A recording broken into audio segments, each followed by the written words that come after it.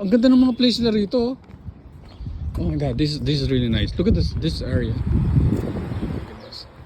Dude, I mean, if you guys know that, you know, where we at, you know, we're supposed to be somewhere where Got the church.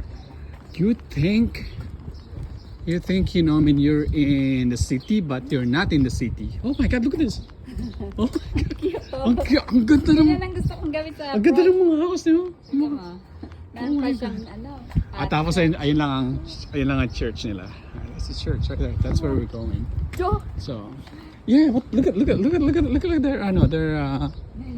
at the houses that they have here. It's so nice, man. And meron pa silang parang basement, nabi na?